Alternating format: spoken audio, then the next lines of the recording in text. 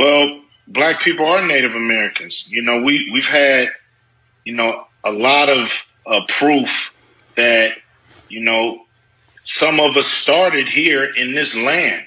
Everybody wasn't brought over from Africa. What are they doing here? They're Indians. This is one of my many unsuccessful experiments. You see, with Indians, there's absolutely nothing to be done. There's the same difference between a Negro and an Indian as there is between a dog and a coyote. You can put a dog on a leash, beat him, and he'll always be there to lick your feet. Take away a coyote's liberty and you've cut off his heir. An Indian will never be a slave. No one has ever been able to make them reproduce in captivity. They do not eat, they do not talk, they do not sleep, they do not make love.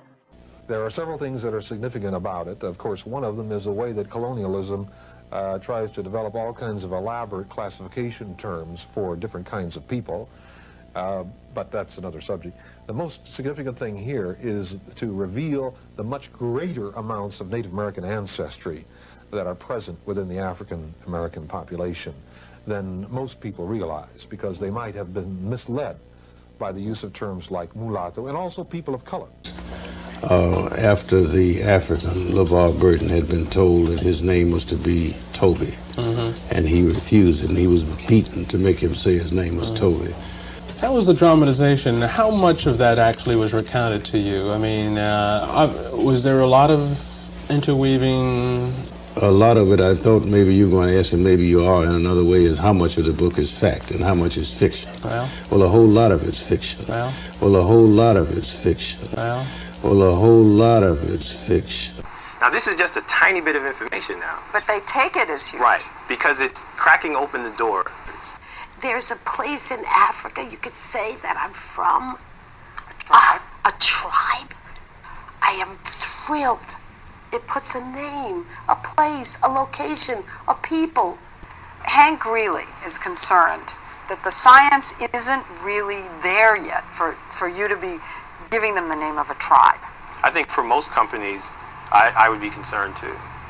But what about your own company? We have he the didn't largest... exclude you.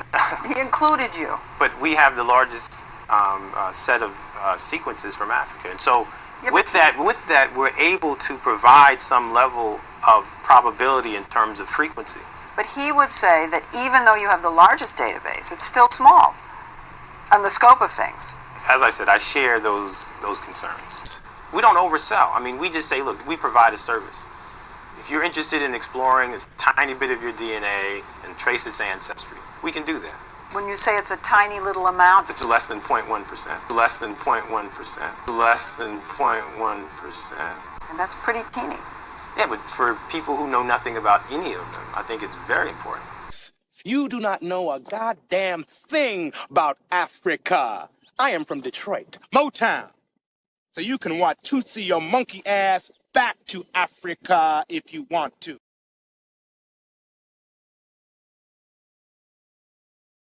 What up, y'all? Sorry, I'm back. Happy Educational Friday. I hope you guys are doing well. Come on in. We got some things to discuss, okay? I'm so happy y'all are here first and foremost. Shout out to y'all. Like the video so we can get it in the algorithm, and we're gonna jump right into it because I mean, what we waiting for? So this Friday, I wanted to talk to y'all about something that had been weighing on my mind, right? Because I kept thinking about this political system, and I know I've told y'all during the political time when people were voting for president and all that stuff, my whole thing was to leave that system altogether. And most people, especially most Black people, that sounds like the most craziest thing in the world. To leave the system, oh my God, it's all we have. But if we leave the system, then what's going to happen? People normally get scared, right? But my whole thing was, before I even knew what I knew, or I knew that I knew that I knew what I knew, I knew that being in that system just wasn't going to work. So long story short, I had been looking up some stuff, but then some stuff fell into my lap because, I've been, meditating on some things. And I was watching this video yesterday from Rod Hayes and the Young Elder, and it was about basically the Continental Congress. It was about a whole bunch of stuff. But part of it, they were talking about the Continental Congress, which was the government prior to the government that we have now. Most people don't know this, but I say this all the time. I told y'all when them people came here, they didn't come with no language. They didn't come with no culture.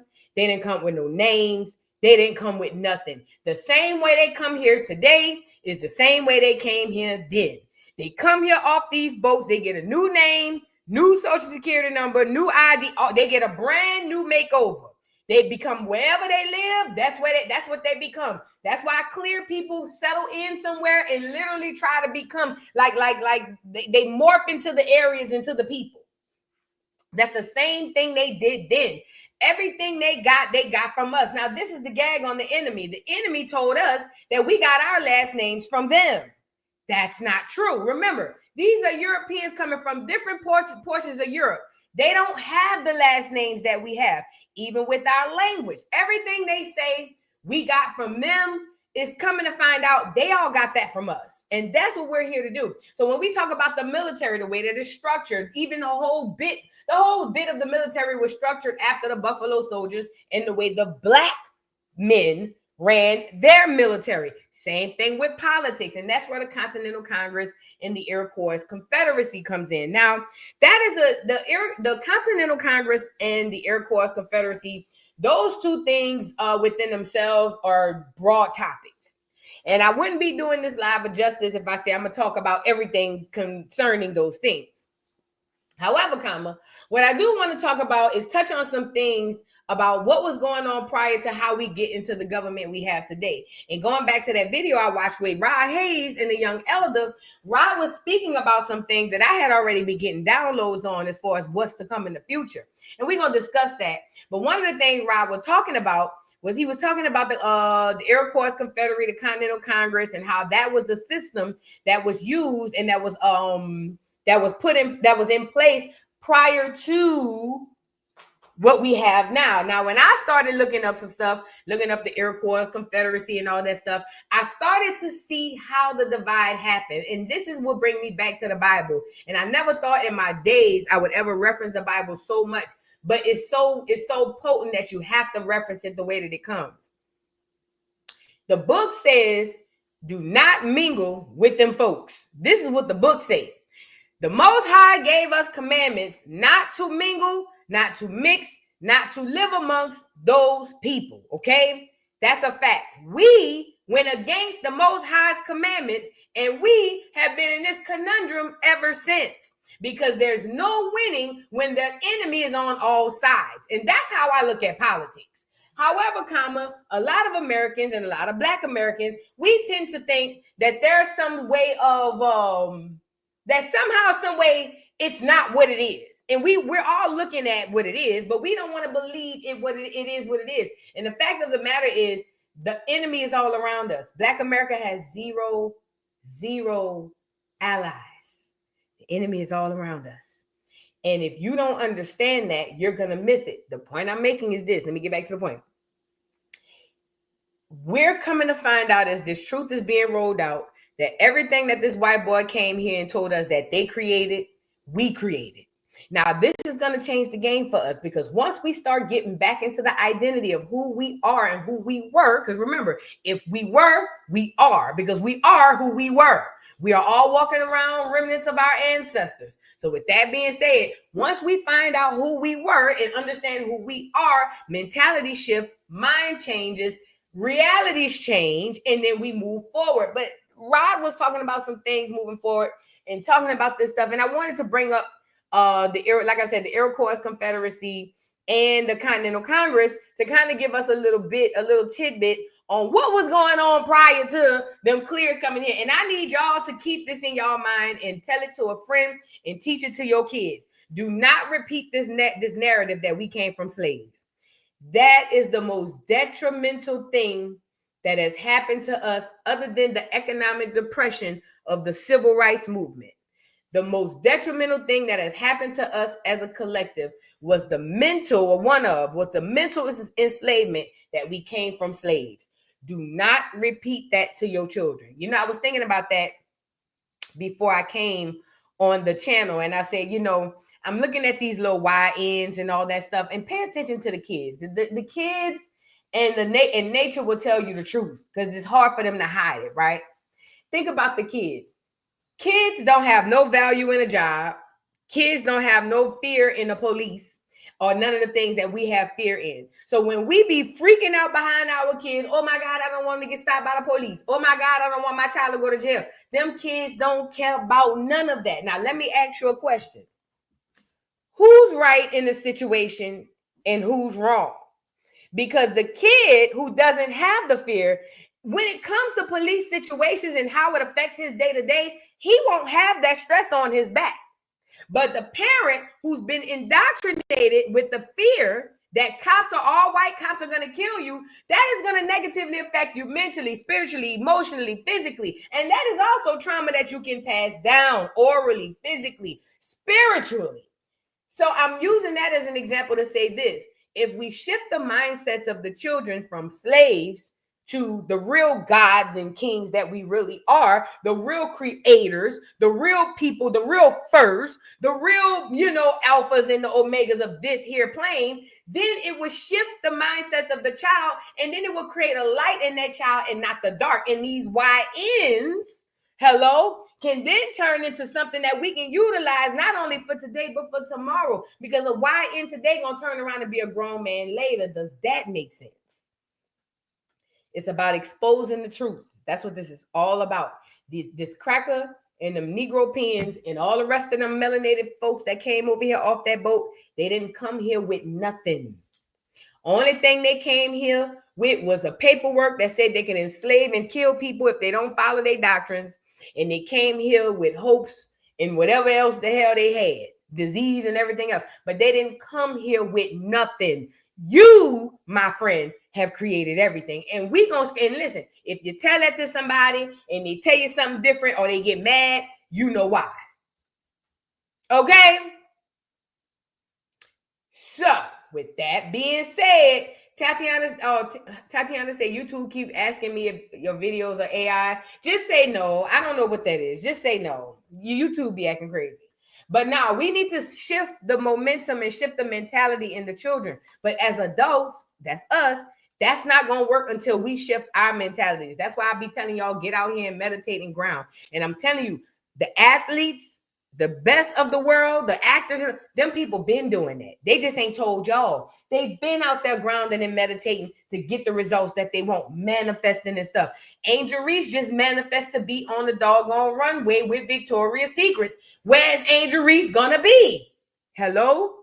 Let's put the light back in our children and tell them the truth. So I'm gonna help y'all get the truth. Y'all get the truth out by hitting the like button and getting the video in the algorithm, okay? So now I want to go, let's start with this. Should we start with hold on. Before we get to there, let's start with the Continental Congress. Let's start with this. Hold on.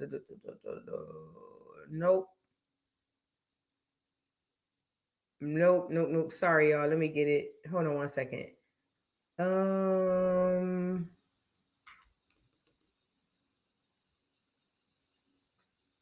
right, let me go here. Oh, hold on. Let me pull this up, y'all. Give me a second. I apologize. Me apologies.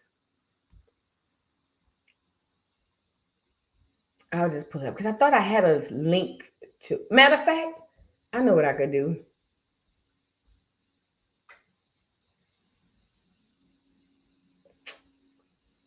I hate this. I'm sorry, y'all. All right, I'll just pull up a quick video on because I thought I had the link to what I should have asked Trey to do the research for me. She said she would. I'm sorry, Trey. I just got hella busy with the contractors and all that stuff. All right, hold on. Because she said she would. She offered to help me too. Continental Congress. All right. Now let's get into what the Continental Congress was. Now remember, the Continental Congress is what was before what we have today, the Republic, or what we call the democracy, whatever we call. And like I told y'all before, and Rod's gonna speak on this too. You never had a choice. It was all an illusion. It was all a lie. You've never truly had power to elect people in this office, okay? Everything was already written, okay? Now let's get into this. Hold on 1 second. Y'all like the video, subscribe to the channel, please, and thank you. Sorry, y'all. All right, now let's get into this video. I haven't even watched this, but I'm pretty sure it should be all right. I hope so. Let's get into it, y'all. Noble architects of freedom were engulfed in chaos.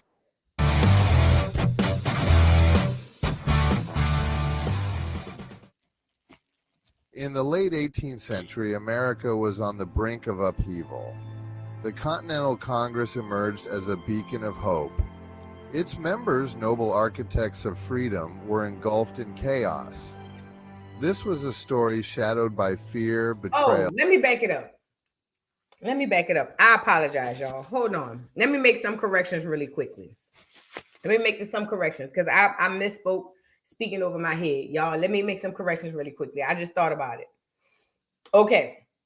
So the Continental Congress, yes, it was done prior to the government that we have today. However, that was mirrored after what Black Americans or indigenous Indians in what we had as far as politics. And mind you, remember, we were backdoored through the Iriquois Confederacy. We were backdoored because we allowed them in, and all they did was what they always do: integrate and infiltrate, create confusion. Had half the people wanting to go ride with the British, half the people wanting to go ride with America, the other people wanting to stay neutral, causing implosion from the inside. And this is why I teach to y'all and preach to y'all about treason and how important it is that everybody knows that it's us first. Because what happens is the moment, like the movie Sinners, the moment you invite them in, it's a wrap. And just like, I don't know about y'all, when I was watching the movie Sinners, when they had the Vietnamese, the Asian lady, the Asian people in there, and it was so many people I would have kicked out off the cuff that wouldn't have been able to get in there. But that's just me. I'd rather be safe than sorry. My bad, y'all. Let's get back into it. And sacrifice. Factions threaten unity, with British forces closing in. Decisions made here would alter history. The Congress was a trial of resilience and frailty. We will uncover the shadows behind the grand narrative. Before the Continental Congress, the colonies simmered with discontent. British policies, oppressive and exploitative, sowed the seeds of rebellion. The Stamp Act, the Townshend Acts, and the Boston Massacre were sparks in a powder keg. Anger and frustration festered. The air was thick with talk of independence. The British Empire was formidable. Many colonists were reluctant to sever ties. Rebellion meant risking everything: lives, fortunes, and sacred honor. Leaders like Samuel Adams and Patrick Henry rallied. And I don't mean to cut it off one more time, just to give a bit more clarity. So this is the Revolutionary War, right? The American Revolutionary War. America versus Great Britain. Let me tell you how cutthroat Great Britain and America was. Now, mind you, we are tribal. We all indigenous. However, we tribal. It's no different from you living in a city to where one side of the town got beef with the other side of the town. It's the same situation. So what Great Britain did was they needed help. Both of their asses needed our help because we are the muscle, just like we are the muscle in the military today. We've always been the muscle. So what they did was try to get us to pick a side, and the 6 nations of the Iriquois Confederacy met with them to tell them, hey, we decided we're going to stay neutral. But they were still able to infiltrate and get some people to pick a side. Now, Great Britain was trying to carve off some land to kind of make it safe, I guess, for the indigenous people, but that wasn't the case. They were worried about the doggone fur for the trade and stuff. It was a lot going on, but the point I'm making is this. This is all dealing around the American Revolutionary War and these clears playing us while fighting each other. And if I have to be honest, I don't think they ever really was fighting each other. I think that they was playing on us. I think that they was fighting each other in front of us to continuously take the land from us because it would only make sense. And when I say play fight, I don't mean they wasn't really fighting. I don't mean they didn't really go to war. I don't mean that people didn't really die. What I'm telling you is if you understand the structure of this system, I believe that there were people at the top pulling strings just like they do today to make people think there are issues that really truly don't exist, to have them fighting with each other. So meaning me and you at the bottom fighting and tearing each other down, and the people at the top laughing and kikiing because they know this is all cap. We playing on both of them. That's what I feel like the situation was back then. But again, I don't know if I was there. I don't remember that lifetime, but it feels like that's what the situation was. Their speeches ignited revolution, but trepidation lingered. The stage was set for the Continental Congress to convene. In September 1774, delegates from 12 colonies gathered in Philadelphia. This first Continental Congress was a tentative step towards unity. They came with diverse agendas and conflicting interests. The task of forging a cohesive strategy was daunting. The delegates were a mix of radicals and moderates. John Adams and Thomas Jefferson championed independence. Others, like John Dickinson, sought reconciliation with Britain. The debates were intense, often erupting in heated arguments. The vision of a united front seemed a distant dream. Yet, despite the discord, they managed to draft a Declaration of Rights.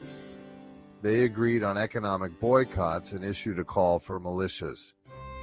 And let me say this too. Mind you, this is the 12, 13 colonies.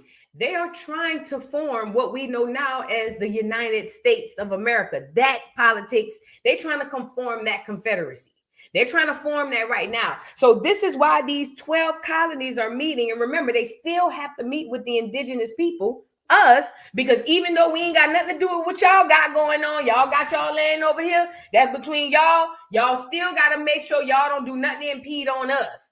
So the Iroquois nation with the 6 nations that was included, they went down to meet with these people, but they got played because they decided to allow that enemy in the house, like on movie centers. Okay, so this is why it's so important for these clear people and these Negropeans to get together to get this Confederacy going, because they trying to form the new nation that we know it today, the Democrat Republican BS that we got going on.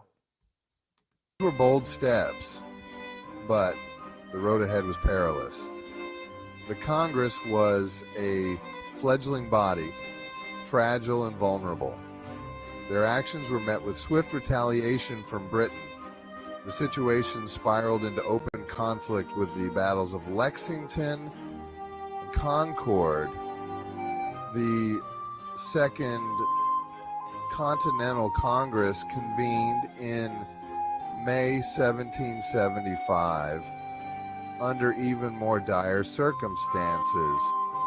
The war had begun and the stakes were higher than ever. As the war raged on, the Continental Congress grappled with immense challenges. The British military was well equipped and disciplined. The Continental Army, led by George Washington, faced shortages of supplies and training. The brutal... Oh, and by the way, George Washington, the first president, this is how he gonna become president. Because once America beats Great Britain, once the 13 colonies beat Great Britain, now you have the Constitution Confederacy that we know today. And this is where George Washington becomes the first president. Mind you, he was a general for the war prior to that. But because he won the war, because back then the leaders of your free world were people who were skilled in battle. That's all over the world. Okay, so it would make sense for George Washington to then be president, because if they won the war and he led the war as the general, there you go. Now, mind you, he wasn't the first president of this land. He's the first president of the Confederacy that we know, or the republic that we know as the government today. That's it. So when you hear people, if you've ever heard people in the past say, oh, they had black presidents before George Washington, that's true, because he was not the first president. He's just the first one for what we know of the system today. That's it. The realities of war took a heavy toll on the fledgling nation. Battles were fought with valor and desperation. The siege of Boston, the Battle of Bunker Hill, and the harsh winter at Valley Forge tested the resolve of the Patriots. Each victory came at a steep price, and losses were devastating. the Congress struggled to maintain morale and support. Funding the war was a constant struggle. The Congress had no power to tax and relied on loans and donations. Inflation soared and the economy teetered on the brink of collapse. The burden of war weighed heavily on every colony. The promise of liberty seemed a distant dream. Amidst the chaos, the Congress faced criticism and doubt. Some questioned their leadership and decisions. The weight of expectations was immense. They were not just fighting a war, but also managing a fragile alliance. Every decision was a gamble with the fate of the nation. The Continental Congress was not immune to internal strife. Factions emerged, driven by regional interests and personal ambitions. The debates grew more contentious as the war dragged on. Unity was often a mirage, shattered by conflicting priorities and egos. The rivalry between John Adams and Benjamin Franklin was emblematic of the discord.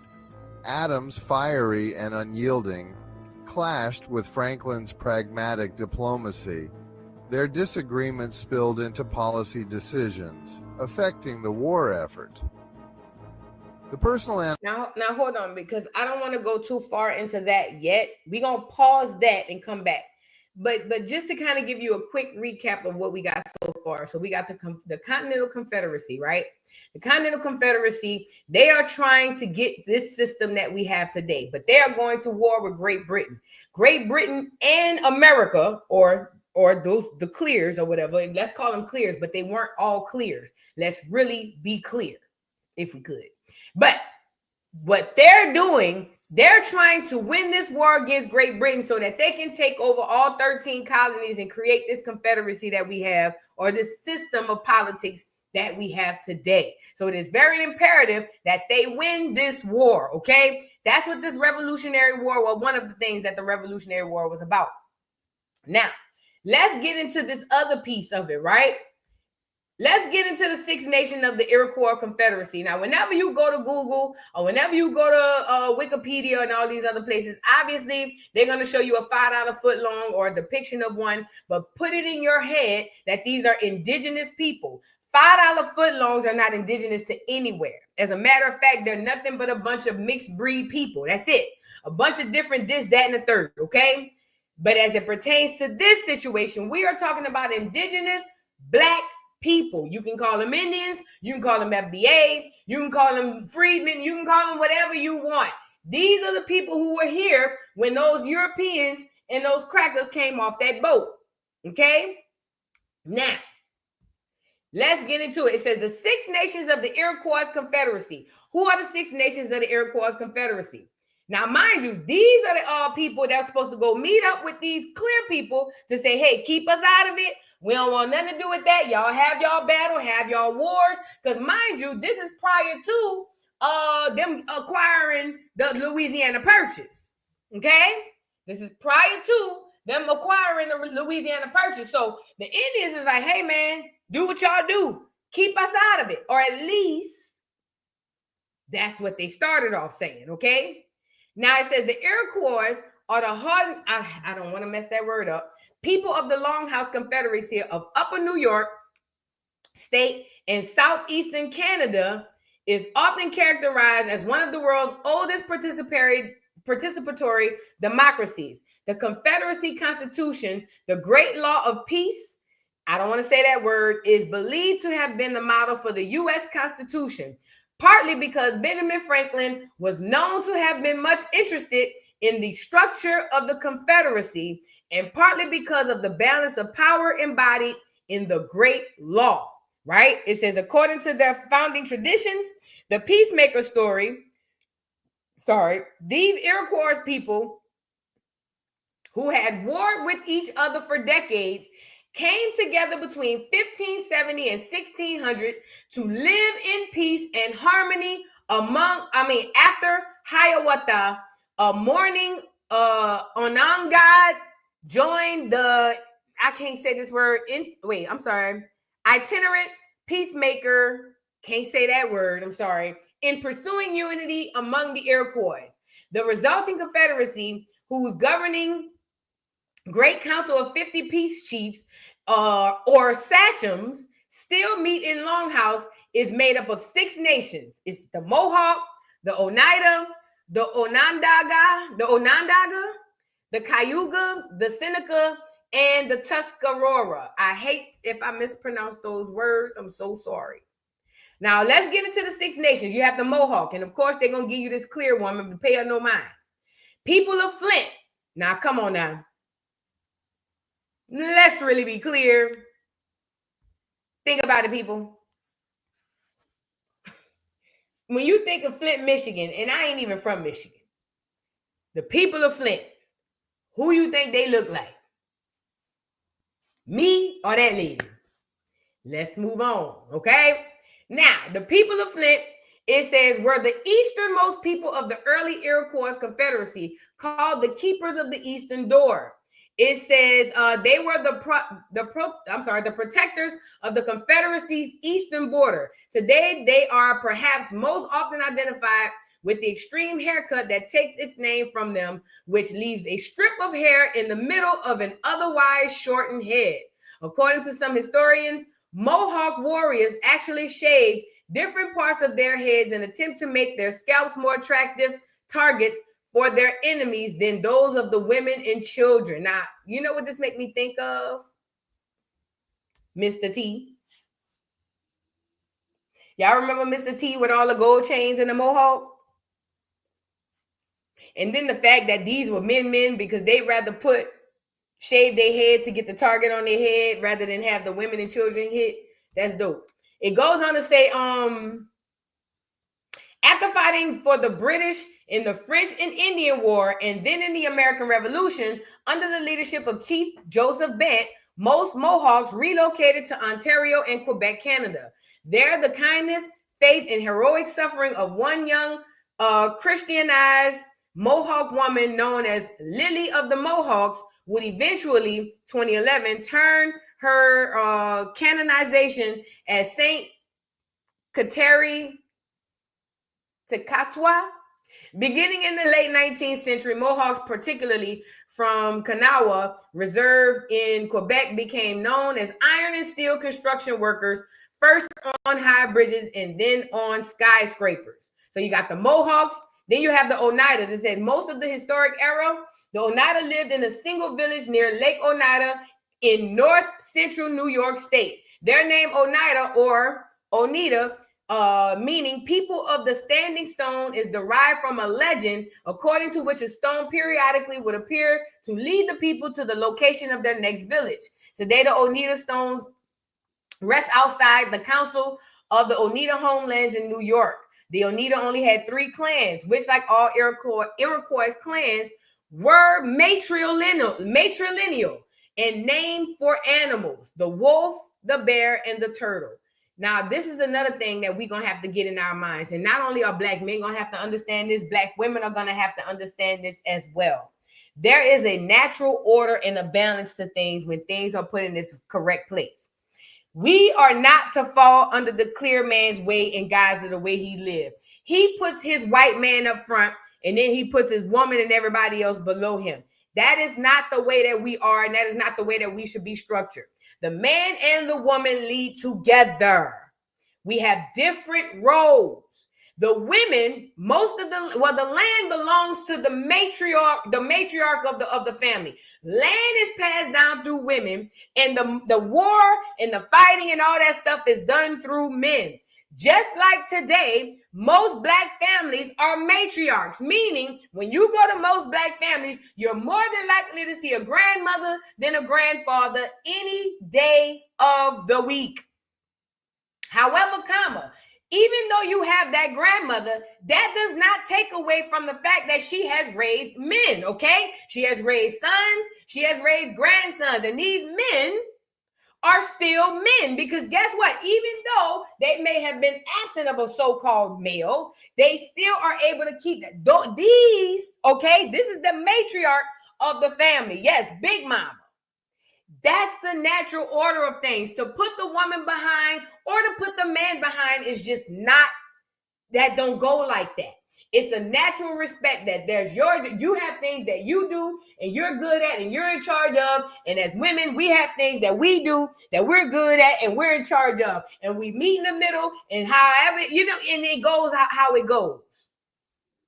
But another big mistake we made was taking on his ideas of how he deals with his people, because he don't value his woman. We should value our women, the women, because we need them, that they are the matriarchs, okay?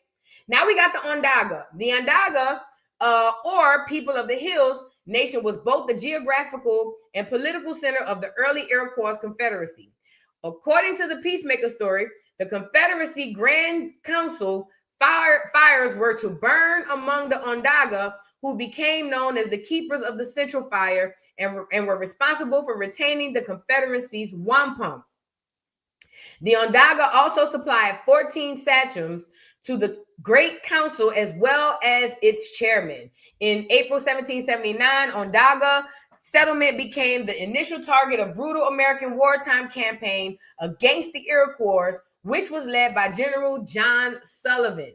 Following the revolution, a small number of Onondaga joined other Iroquois in relocating to the Grand River section of Ontario, Canada. Let me say this too.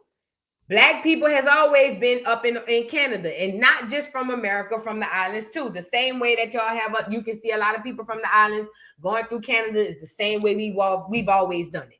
Same reason why a lot of people that's from Texas go to Mexico and have family back and forth. We've always taken the travel. We take the travel we've always taken. Now the Cayuga, historically the Cayuga, or people of the Great Swamp, that's us, often allow other groups to join their communities. That's us. Lord have mercy. Cayuga women cultivated corn. That's us. And Cayuga men hunted the plentiful game and fish of their traditional homeland, which stretched from the northern shore of the St. Lawrence River south to the Finger Lakes region. The Cayuga were prominent allies of the British and the French in the Indian War, and at the beginning of the American Revolution, many Cayuga relocated to Canada. The main theme I'm seeing here is everybody is joining in them people's stuff. We ain't had nothing. I ain't gonna say we ain't had nothing to do with it, but we should never have gotten any stuff. Now, the Seneca, people of the Great Hill, were the largest of the nations that made up the early Iroquois Confederacy. With 8 clans, they were represented by 8 sachems on the Great Council. Through war during the 17th century, the Seneca expanded their original territory between Seneca Lake and the Genesee River to encompass all of western New York State from the Niagara County south along the Allegheny River into Pennsylvania. Now, there's so many clues here. And I'm about to show you all the clues where these were Black people. They represented the 8 sachems in the Great Council. First of all, that sounds like the UN, but neither here nor there. Through war during the 17th century, the Seneca expanded their original territory between Seneca Lake and the Genesee River to encompass all of western New York State from Niagara County south along to Where was that part at?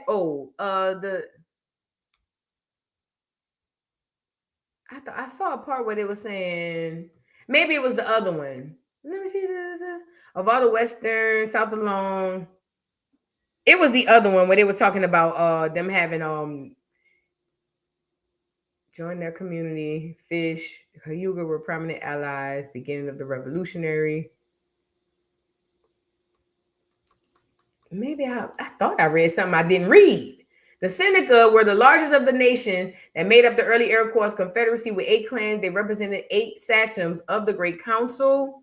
Through war, during the 17th century, the Seneca expanded their original territories between Seneca Lake and Genesee River to encompass all of western New York State from Niagara County south along the Allegheny River into Pennsylvania. Okay, it was another one that I saw that was saying that they was inviting everybody in. That's how we always do. And then the other one is the Tuscarora. How do you say it? Tuscarora, the final late coming member of the Iroquois Confederacy, the Tuscarora, or people of the shirt, did not join until 1722 after Tuscarora migrated north from North Carolina. Come on now. Where they had been frequently kidnapped and sold into slavery by the British. Hello? They settled in South Central New York. Many Tuscarora supported the colonists in the Revolution. Those who favored the British were granted lands on the Grand River Reservation in Ontario, Canada. More than 400 years after its founding, the Iroquois Confederacy remains a vital democratic institution. I pause really quickly. Now, these people coming from North Carolina and into New York, right? Now, we all know that's black people. And they being sold into slavery by who? The British.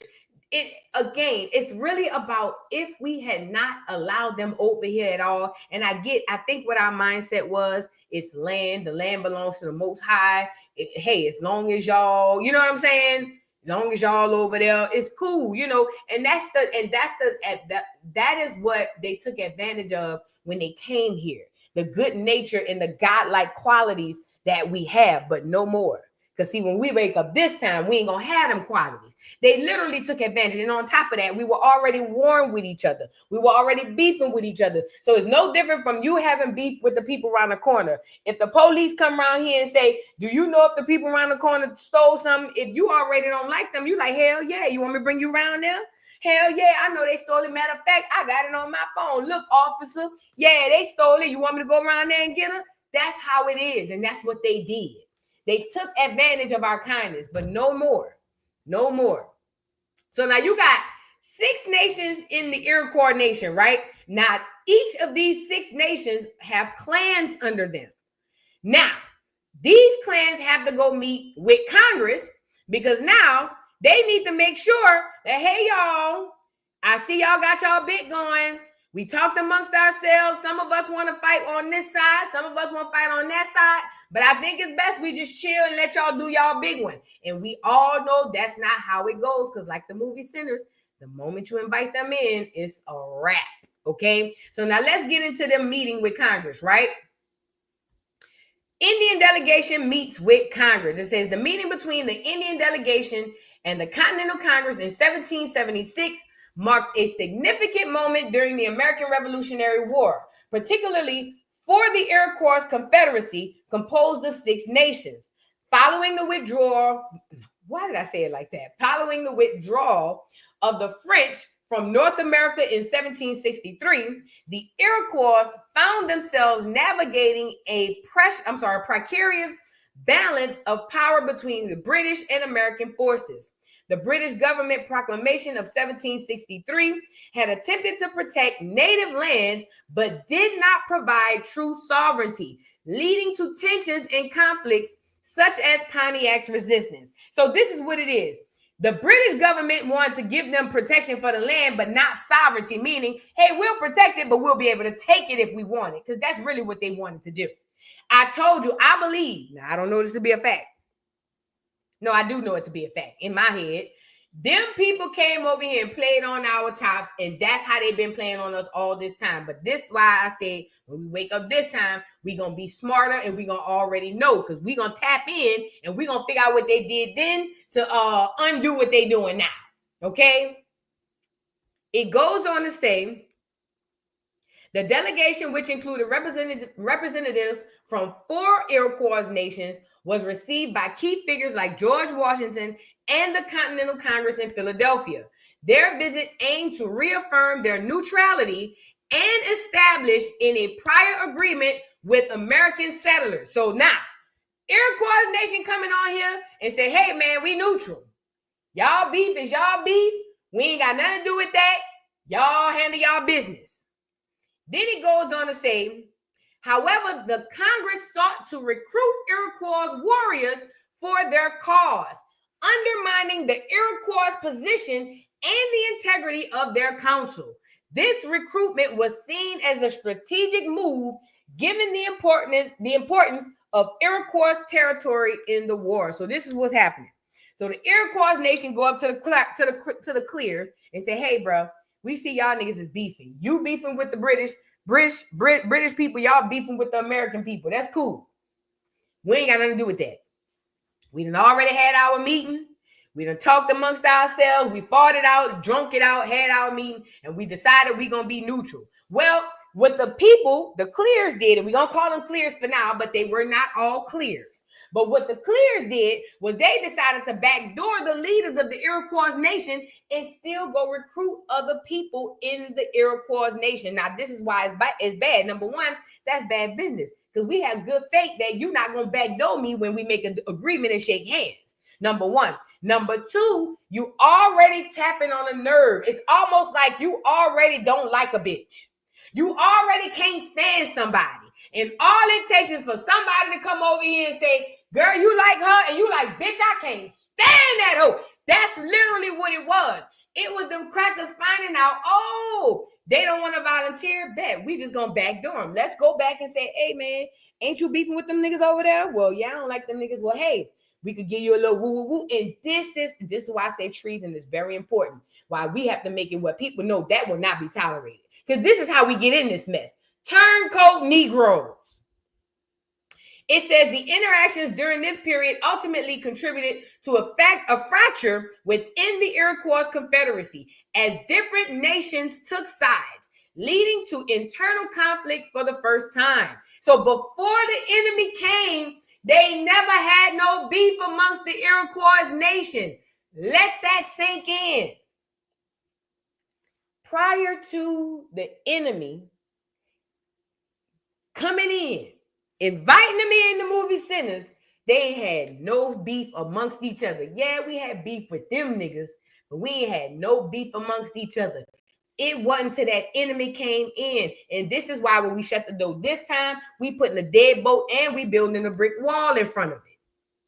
It goes on to say, where was I? The outcome of these events, Confederacy as different nations took sides, leading to internal conflict for the first time.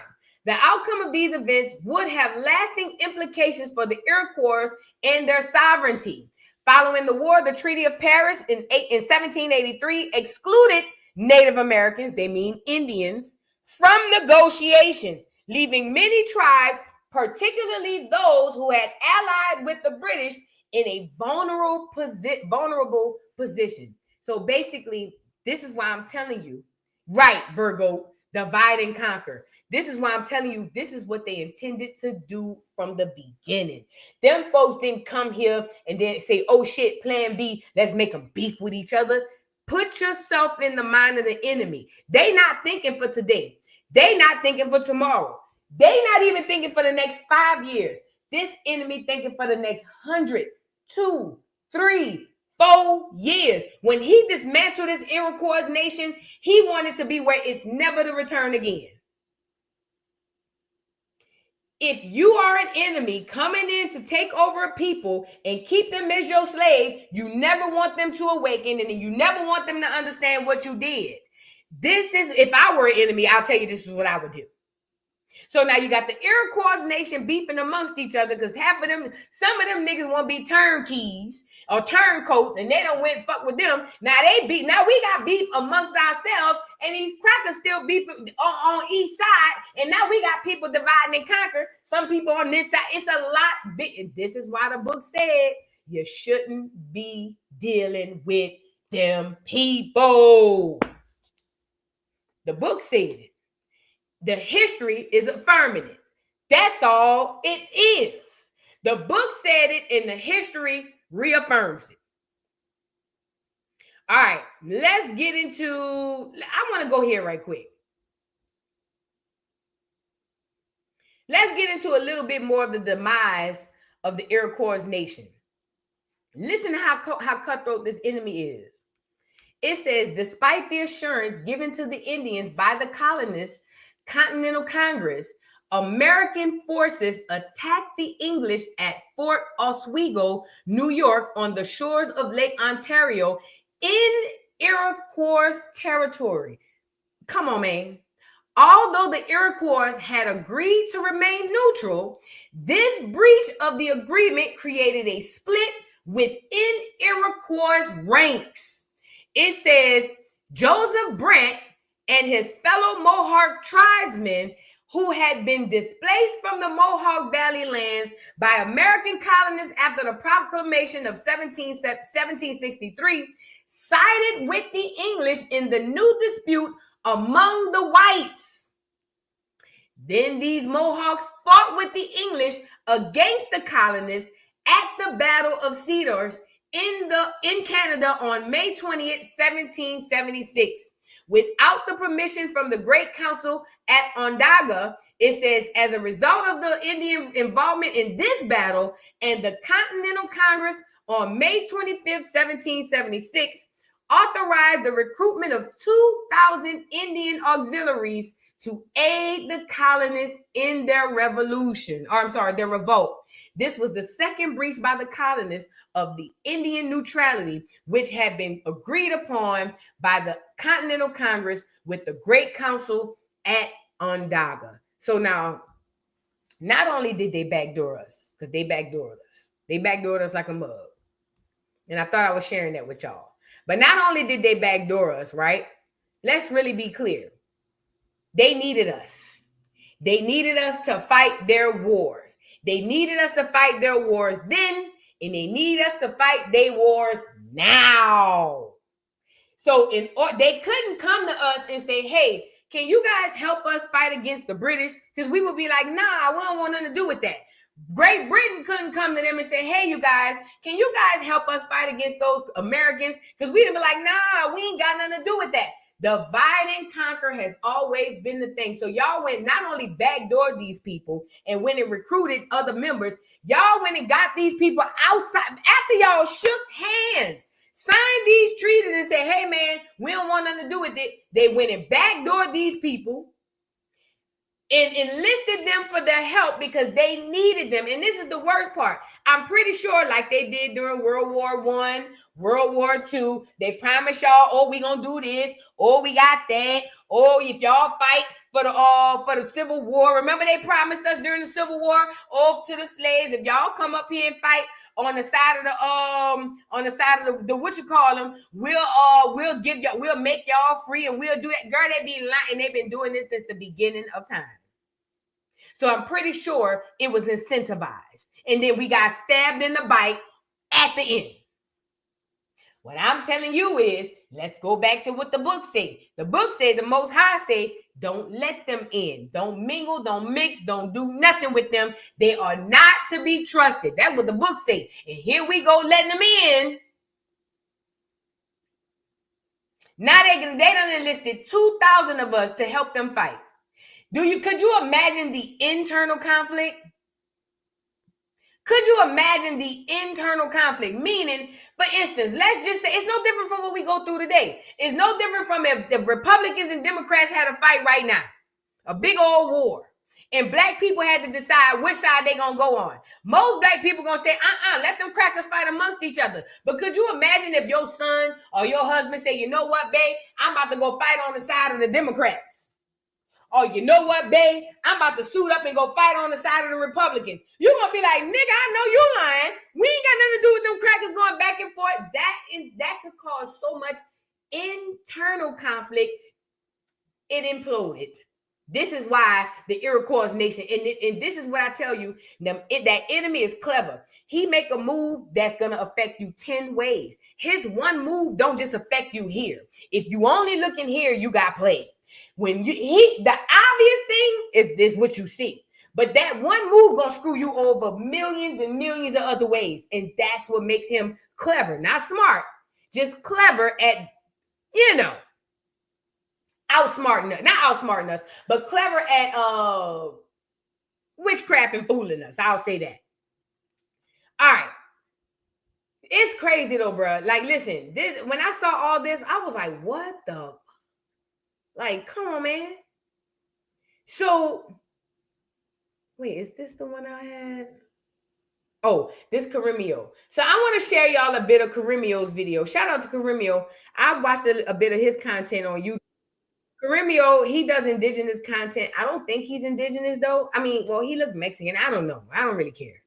Anyway, he does this video and he's gonna read a bit of the excerpt getting into the political concept of the beginning of the American government. Now, mind you, let me say this before we get into it, and we ain't gonna go too far into it, but I do want to get into it enough to give us an idea of why I'm here today. Like I told you, when them people came over here, they ain't came over here with nothing. Not a name, not an idea, not a culture. They didn't come with nothing. And the ones who did come with culture got it from the original black melanated people where they come from. Because the original European are black. The original African are black. The original people of Antarctica, all of the continents, the original people of every single island and every single continent is black. So even the ones that came with quote unquote culture, it ain't theirs. It ain't. Never forget that. So they coming in here with nothing. So everything that they have, all they do, integrate, infiltrate, and then slap their name on it. That's all they do. They've been doing it since the beginning of time. We see it with patents. Junior. There is ample scholarly opinion and factual data to conclude that the founding fathers respected and used American Indian ideas as the American government evolved. Recently, a few anthropologists and ethnohistorians unfamiliar with the interpretive and documentary evidence have concluded that there is no evidence to support the notion that the Iroquois and other Native American confederacies had an influence on the evolution of American government. Such sweeping generalizations are facile and dated in light of the interpretive and documentary evidence that has emerged in the last 2 generations. Much of the scholarship that ignores the importance of Native American ideas and American history also marginalizes the role of American Indians in our history. The process of marginalization has gone so far that it is difficult for some scholars to believe that Iroquois Sakims were present at the debates surrounding the Declaration of Independence. As the debates on independence took place, Benjamin Franklin proposed his revised Albany Plan of Union as the new form of government. The Iroquois' visit to Congress in 1776 was no casual affair, okay? In August of 1775, they had been invited to view the workings of the Grand Council Fire in Philadelphia. In reality, scholars have painted the Iroquois out of the historical picture that portrays the road to American independence and self-government. 300 years ago, the ideas and political systems of the Iroquois and other confederations were so appealing that William Penn would describe Indian government in complementary terms. Penn described the native confederacies of Eastern America as political societies with Sakimship inherited through the female side. Penn was also familiar with the condolence ceremony of the Iroquois, which was crucial for an understanding of their confederacy. He stated that when someone kills a woman, they pay double the wampum, since she breeds children which men cannot. After exposure to American Indian forms of government and unity, William Penn proposed a plan for a union of the colonies in America. Although it was just an outline, Penn seemed inspired by his observations of American Indian polities. All right, the influence started way back with Penn. A couple of generations later, another Pennsylvanian, Benjamin Franklin, would formulate another plan of colonial union that would more closely reflect Iroquois influences. Franklin, familiar with the ways of the Iroquois, published a series of Indian treaties. He attended a condolence ceremony in 1753, less than a year before his authorship of the Albany Plan of Union. Franklin recognized the enormous appeal of American Indian ways in 1753 as well. He wrote in 1753 that American Indian children, reared in white society, returned to their people when they took but one ramble with them. While discussing the attractions of American Indian society, Franklin wrote of the Great Council of Onondaga and how the Six Nations educated their men in what was the best manner. Just 9 months before the Albany Congress of 1754, Franklin attended a treaty council at Carlisle, Pennsylvania in October 1753. During this treaty with the Iroquois and the Ohio Indians, Franklin saw the rich imagery and ideas of the Iroquois at close hand. On October 1st, 1753, he watched the Oneida chief Scarojati and a Mohawk Kayangilegua condole the Ohio Indians for their losses against the French. Franklin listened while Scarojati spoke of the origins of the Iroquois Great Law to the... Now, before we move on, now you got the Ohio Indians. I ain't gonna lie, the first thing I thought of was the Ohio players. But look, so now listen. First of all, what you'll see is a lot of things are matrial, is what you call it. A lot of things happen through matriarch, because think about when you think about nature. Nature is a feminine thing, right? Mother Earth, okay? That's why people think when you think of land, you have to think of it. That would be why the woman, because she is the creator, that would be why she would be in charge of the land. And when you say in charge, it's not like she owns it. Technically, she does. Big Mama does. However, it's more or less on she's going to control which male runs the land, okay? Because it's no different from the woman. You know how the men will leave and they say that the son will have to be the male of the house and all of this stuff, that and the third. When it's done successfully, when a woman raised her son correctly, that young boy can be a very good man of the house. Matter of fact, a lot of great black men come from single parent households. Okay, it's a lot of Indian terms in Ohio. I know it is. It's a lot of Indian terms, especially in the South, ridiculously in the South.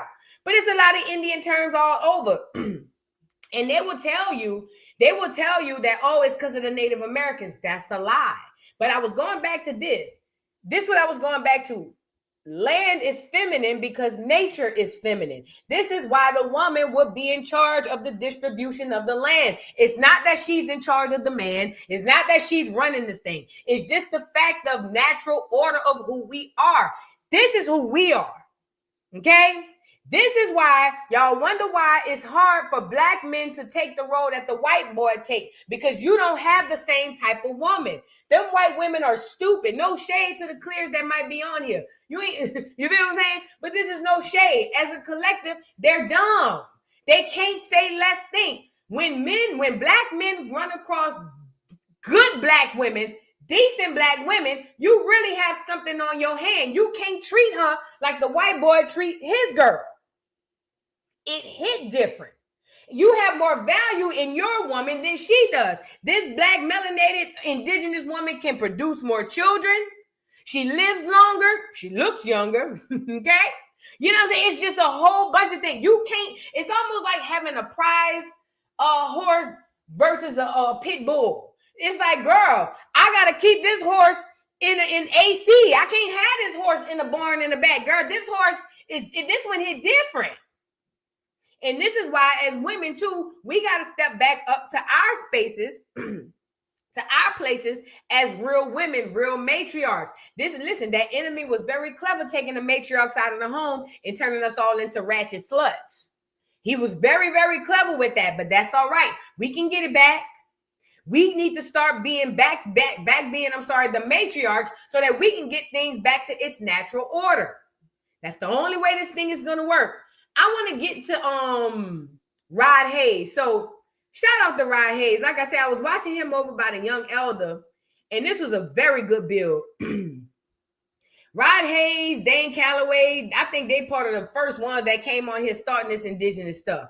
But I didn't run into Rod Hayes till after I ran into Dane Calloway. If I have to be honest, I found Dane first. Then I found Dane first, and how Dane called me was Dane was like, if you think that I'm saying you're not Indian, I'm paraphrasing, but he basically said, go home and ask your parents. And before I had to ask my parents, I already knew he wasn't lying. Then I found Top Cats, and I found Top Cats because I was asking about Black Europeans, and then boom, Top Cats popped up in my algorithm. I probably manifested that nigga. Then all these other people, Karimio, Rod Hayes came later, but he was one of the first. And shout out to Rod Hayes. I would love to build with that brother. I need a one-on-one with Rod Hayes. Who know Rod Hayes? If you on here and you know Rod Hayes, I need a one-on-one build with this brother. I got to talk to this brother. And I think he know that. Nah, he know that. And he don't even know me. I got to talk to that brother. If anybody know Rod Hayes, I got to talk. Anyway, this is the point I'm making. Rod Hayes was talking about the Continental Congress and about the system and the government and all that stuff, right? Because and Chief Warhol, she's from New Orleans, but the system and all of that stuff. But the young elder guy was talking about the Continental Congress and how the system that we have today was modeled and is modeled. I'm gonna get to the part after. You back up. Is modeled after I think it's about right here. Is modeled after the Iroquois, the basically indigenous culture. And if anybody has ever been to the mounds, I know I've been to the mounds in Macon. There's some Indian mounds in Macon. Inside of one of those mounds, I actually went live. If you go inside one of the mounds where they said they did all the political stuff, you can literally see that America's government was based off of that. And now they'll tell you on these mounds, right, that they'll tell you on these mounds that these were Native Americans. Do not listen to them. Those $5 footlongs are just placeholder, face holders. That's all they is. That's all they is. They not even real if you really want to be honest. Okay. However, they'll tell you. I forgot the point I was making. Lord have mercy. My brain went all over the place. What I was saying, they'll tell you that they'll tell you that the $5 footlongs are us. That's not true. The $5 footlongs are not the people that are Indians or who were indigenous. All they are, they ain't nothing but just a placeholder in the face. I forgot what I was about to say. But let's get into Rod Hayes on this bill. And they were talking about the Continental Congress and how the government was set up, y'all. Like the video. And shout out to the young elder and the Chief Pontiac. Of education and erudition, so that they can financially capitalize off everything that we've been doing for thousands of years. Let me back the side effect is they didn't think that we would ever recognize in the chief of police or somebody, the mayor or somebody told them to stand down. Don't go give them support. Meanwhile, they running commercials. ICE is trying to give incentive to police officers to lead a force before the final clampdown, because all these police officers are going to jail because they are the military. Let me say this too. I've been stressing this. There's a reason why the military cutting down and black people seem like you getting targeted. There's a reason why the government jobs. The reason why you being targeted out your job is because you're supposed to leave. I don't know how many times. Listen, I can only tell you niggas. Listen, amen. When Rod Hayes brought up the fact that these polices is being pushed out of their jobs, this is supposed to happen. It's supposed to happen just like this. This is done by design. None of this is a coincidence. That's what I want you guys to know. Even the stuff that Trump is doing, everything is done by design. It's going in the way it's supposed to go. The arm of the occupying police state that's not even supposed to be here. They invaders. They not chartered out of the country. They chartered from London. So they was under what they call Crown Holdings Corporation as a nonprofit.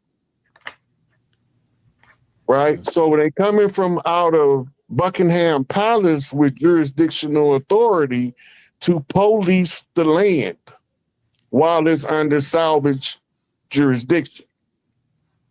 And to return all of the wealth from the land back to the crown as seized assets from a sunken vessel. And we go. So just to kind of give y'all a little context here, I kind of started in the middle of his statement. What he's talking about is Turtle Island, America. When he says the sunken vessel, he's saying that basically how they're looking at it is this is maritime, meaning we're on the water. Because the island, Turtle Island, North America, is just a floating ass island, right? So during maritime is when these people have dominion over the island, over the boat, as we call the island, as we call Turtle Island, as we call North America. But the thing is, they only had but so long to have control over it before they have to relinquish it, okay? Now, the control been relinquished. We just didn't know. However, we are waking up. And this is why it is important. And this is why it's not that I never understood why I was doing what I was doing. I knew why I was doing what I was doing, but I didn't know fully what the purpose was. But the more I pay attention and the more I'm listening to other people, my story is literally, what I'm doing is connecting to everybody, and it's all falling in line perfectly. It's kind of scary, but so exciting at the same time, because I don't realize when I'm doing is helping or gonna connect to what Pontiac doing or Rod or Top Cats or Dane or any of the, and it's not just indigenous people, FBA people, hell, 19 Keys, RZA Islam, all of us are playing parts that's going to connect together.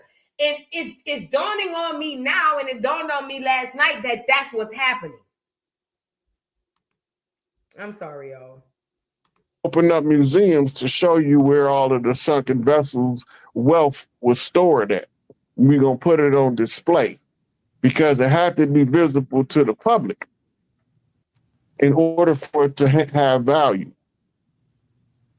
So they took it out the tombs, the sacred sites, and put it into the financial institutions under the false pretenses of education and erudition. Talking about our wealth. So that they can financially capitalize off everything that we've been doing for thousands of years. The side effect is they didn't think that we would ever recognize who we were in ancient times when we're the same people we've always been. Thanks. Noble Drew Ali said, you are what your ancestors were without a doubt or contradiction. Thanks. So once you realize that, or how many ancestors had to be in an exact spot for you to be here, then you understand the divergent coming into the convergent, right? It's a funnel effect for the one to return on a particular bloodline to remedy by speaking the word to the winds, Ezekiel, and making the dry bones stand up to an exceedingly great army. Meaning the mentally dead, blind, deaf, and dumb, as taught by Elijah Muhammad, is who the Valley of the Bones is, right? And where the Valley of the Bones is, you ain't supposed to speak directly to the bones because they can't move. But if you speak to the winds, it'll make the bones begin to shudder, and they'll stand to be an exceedingly large army, right? So now you look around and you see the patterns that they describing is emerging as we take over the algorithm with we always been here. Facts. Right. Y'all all Johnny come lately. Facts. Y'all came after the fact. We are the fact. Facts. That y'all came after. Right? Don't let that go over your head. I love what Ryan has said right there. He said, everybody who here are Johnny come lately. They came after the fact. And guess what? We are the fact. Meaning, we've been here. You didn't come off no boat from no goddamn Africa. We've been right here. Everybody outside of FBA, freedmen, descendants of freedmen, indigenous Indians, everybody outside of us are Johnny come lately. And not just in North America, South America, and in the islands. All those other people are Johnny come latelys. We are indigenous to this land right here. They all come after the fact. And what's the fact? We are the fact. They came after us. Aboriginal to the land, indigenous to the land. That is us. Oh, y'all just a well-dressed lie, but we the naked truth. There you go. We don't care whether you give our clothes back or not. You're going to look at this naked truth in the public, out in the open, in front of everybody's face. Roll the corn, Elder. This where it get good at. We're gonna get now. That's where we get to the class because I'm glad you got that off because that gave people time to get in before we get down really into the important parts of the class. And like he said, notice the age is notice the principle, right? When we roll all this stuff, this is all going down in the record. All right, so I'm gonna roll like the first 3 or 4, and then we could go in. When I'm talking about republic, I'm talking about a form of government. So there's a republic form of government and a democratic form of government. Now, let's understand that originally, when the United States of America was created, it was a republic. You remember that pledge. Pledge allegiance to the flag of the United States of America. Notice it said United States of America. If it just says United States, it's not dealing with America. Please understand there is an organization called United States that is foreign to America, and it is owned by Britain. But that pledge says, I pledge allegiance to the flag of the United States of America. Okay, so it looked like what the sister was saying was, and that's interesting. She's saying that the pledge that we all said, you know, growing up, I pledge allegiance to the flag, United States of America, and to the republic. Now he's gonna ask about the republic, but before we get to that, what she's saying is the United States is owned by Britain, but America is different. So the United States, and this is what makes it weird, because from what it sounds like she's saying is, when we say the pledge, we have to say the United States of America, because if not, we would say the United States, and that would really be allied to Britain.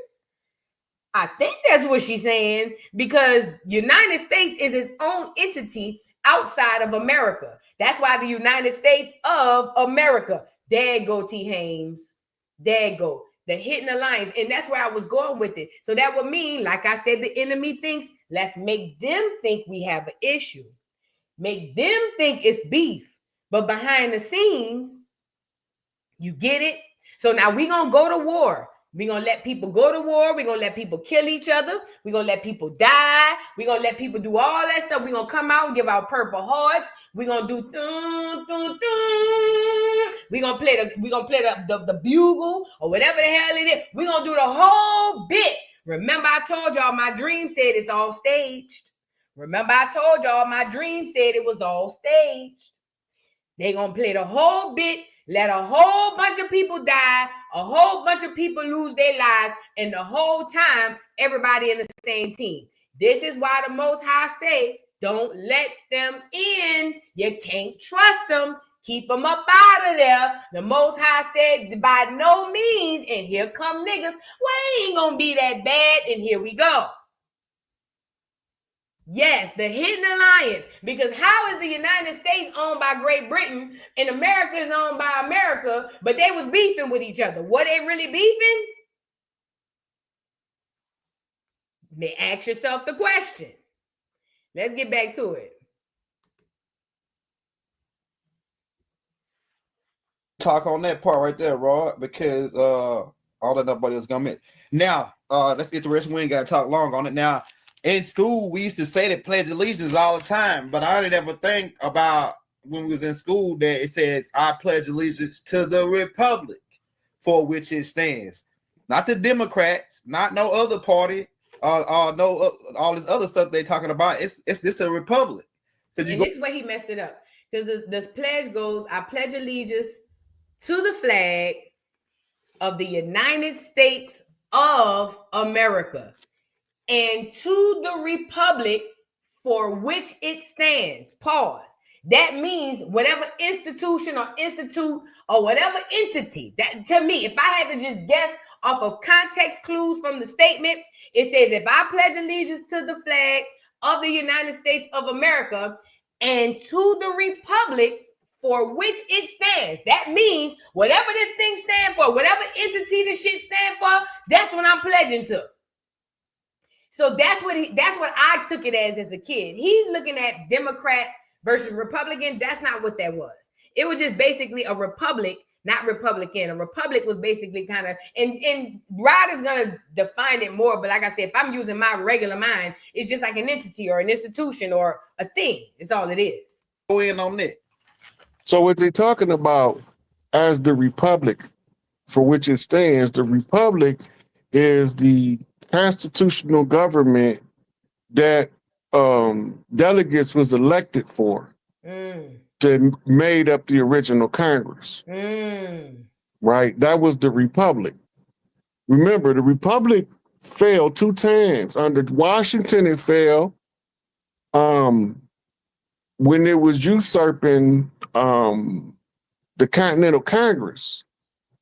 The only reason why they called George Washington the first president is because they switched from the Constitution of the Continental Congress, which was called Articles of Confederation, which was the original Constitution.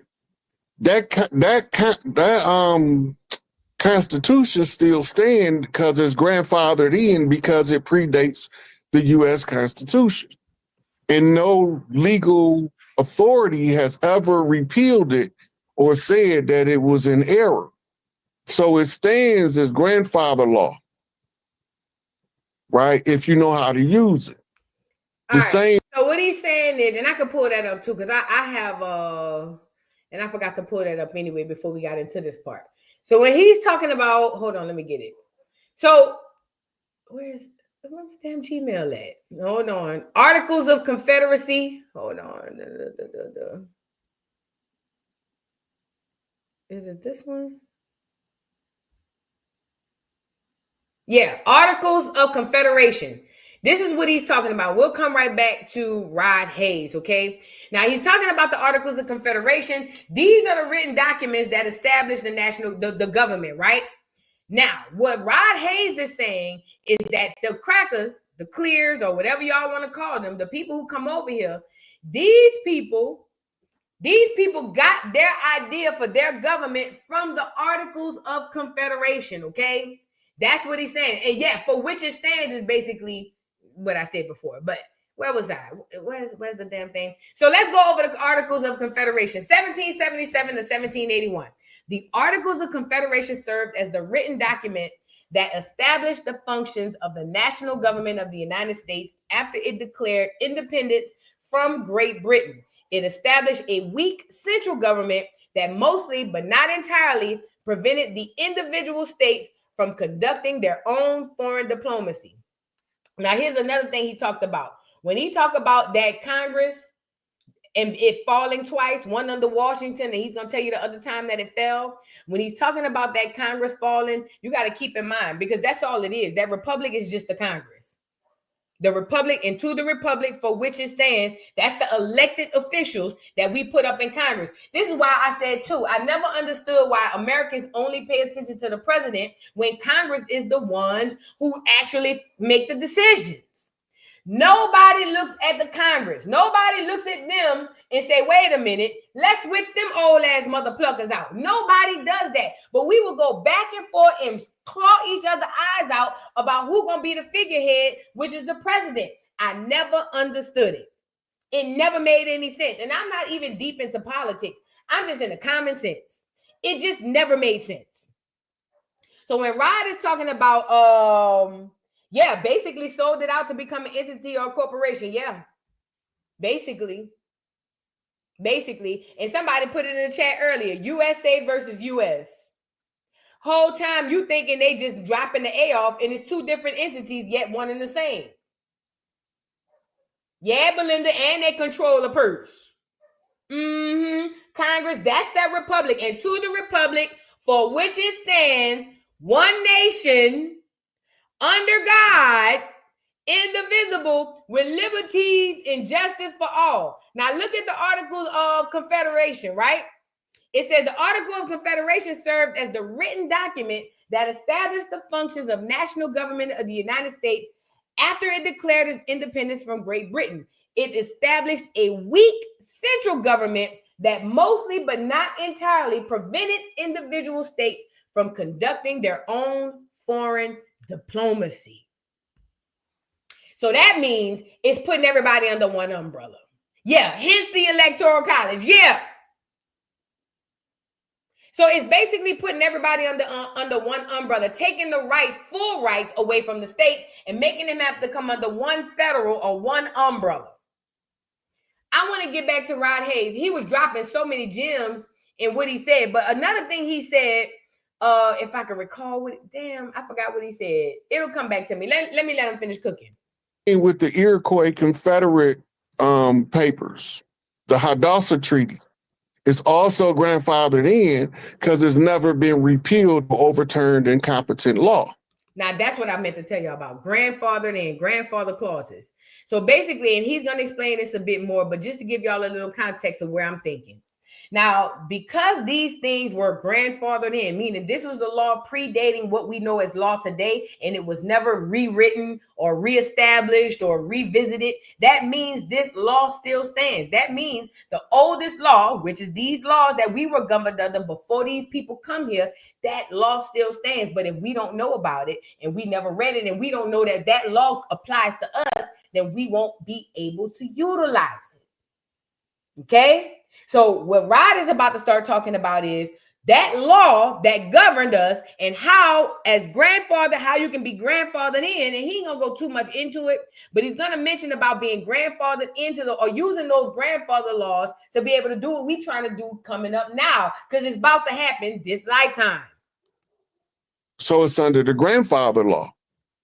So the grandfather clause say that a law that hasn't been overturned is active until somebody addresses it and put it in recorded that it's been overturned. None of those things happen. When they switched from the Continental Congress to the U.S. Constitution was phase one of the usurpation of corporate fiction in the place of the People's Republic. So Washington, remember, he came in as a wartime president. He was a General George Washington. He assumed command of all of the militaries of what they call the Union forces. And they became the United States of America at that time. Now, at that time, we had already been through 13 years of Continental Congress reign with at least 8 different indigenous leaders being elected president.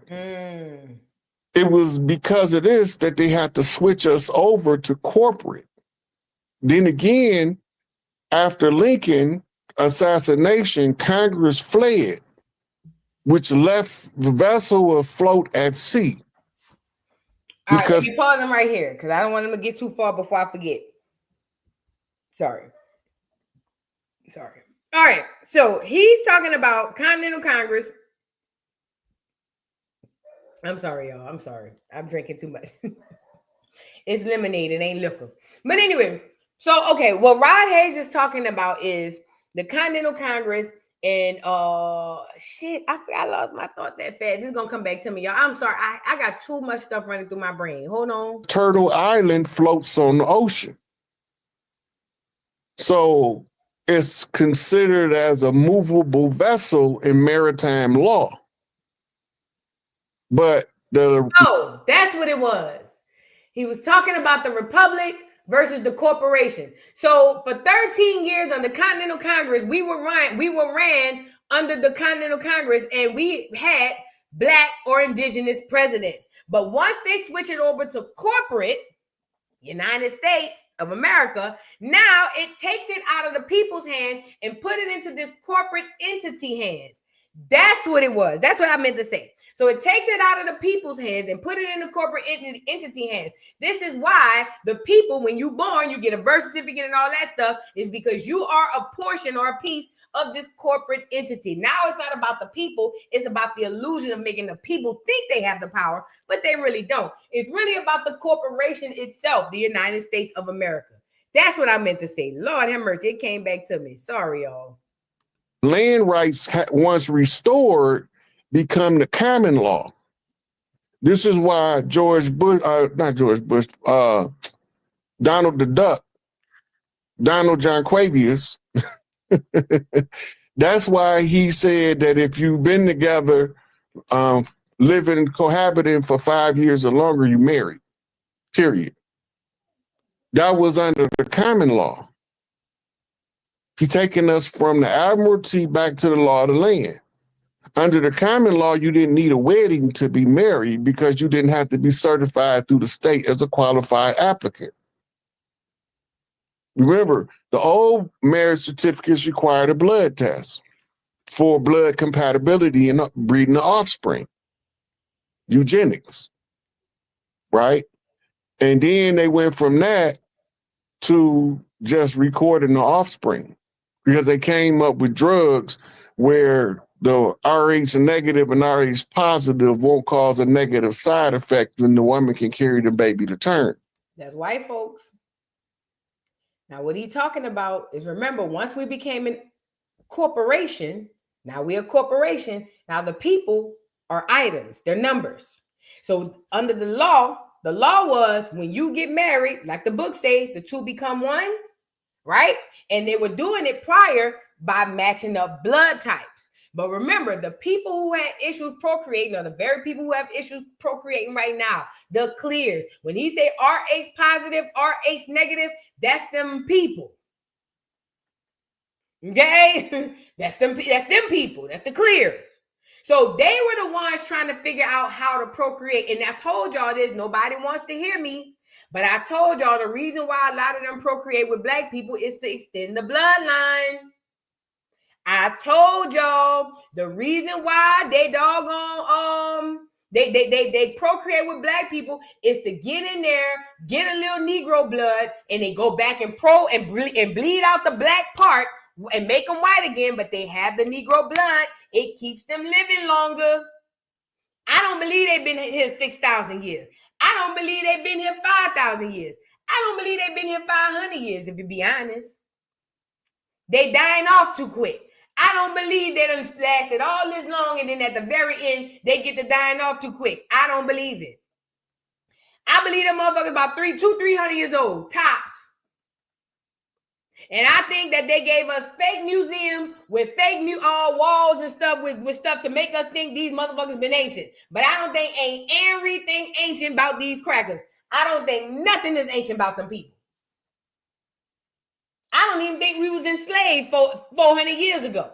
I don't think nothing about this timeline makes sense. I just don't believe the timeline. I just don't. I never did. Right, using medical intervention.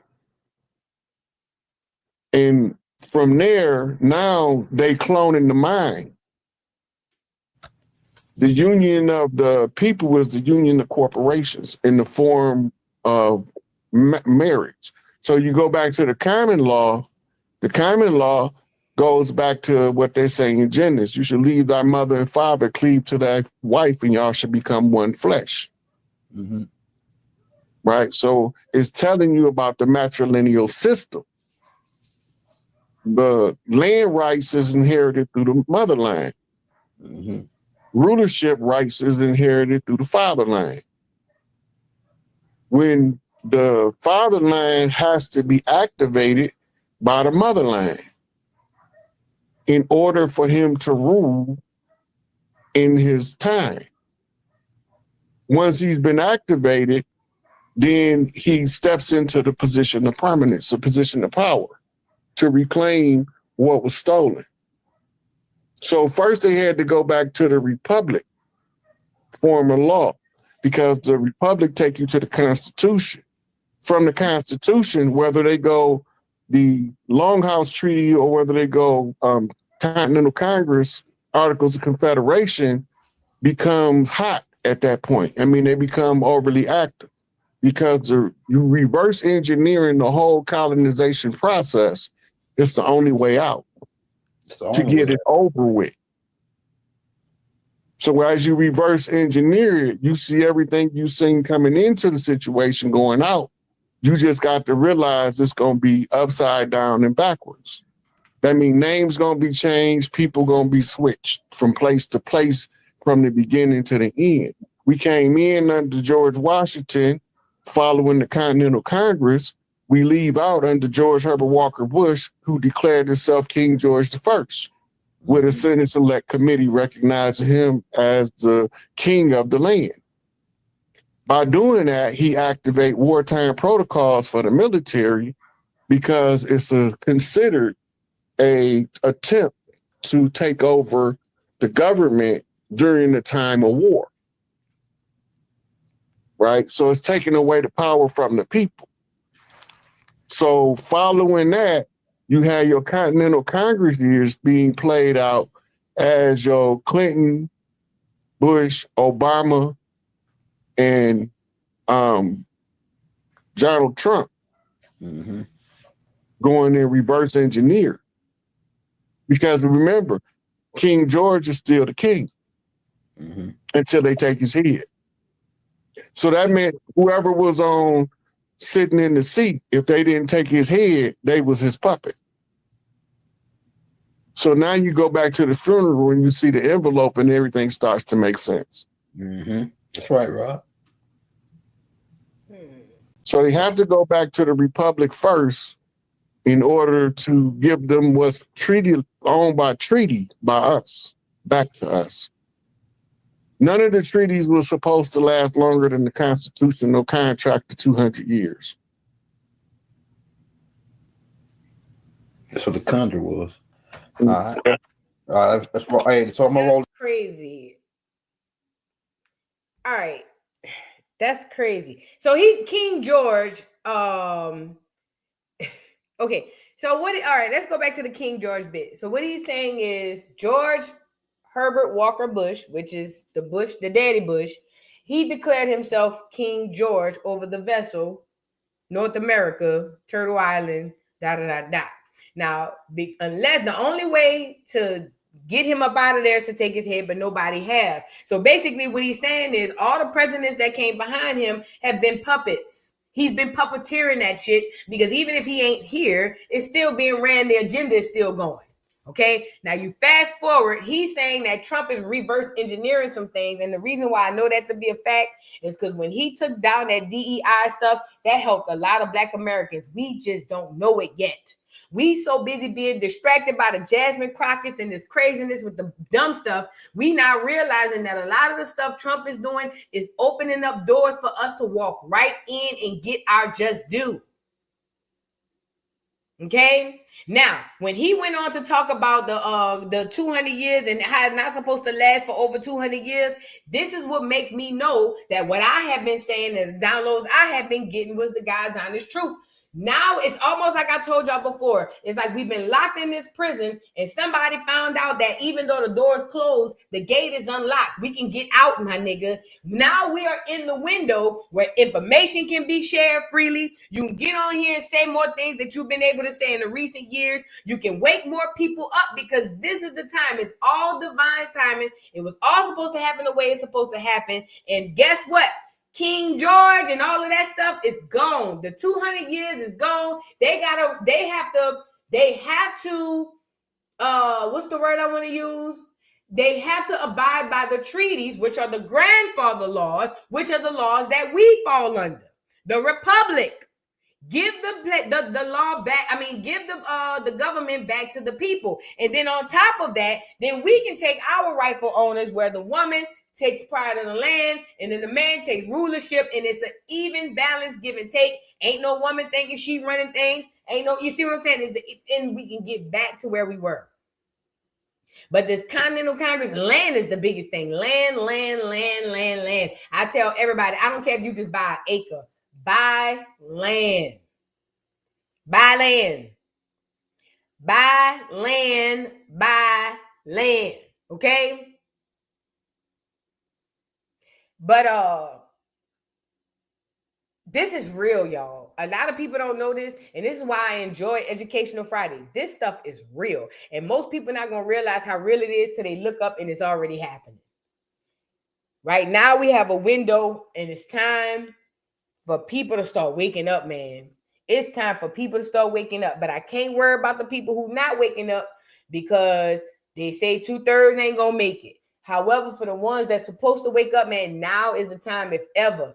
Now is the time. But when it comes down there, I want to get more into this Continental Congress and this Iriquois nation and stuff, because let this be a lesson to y'all.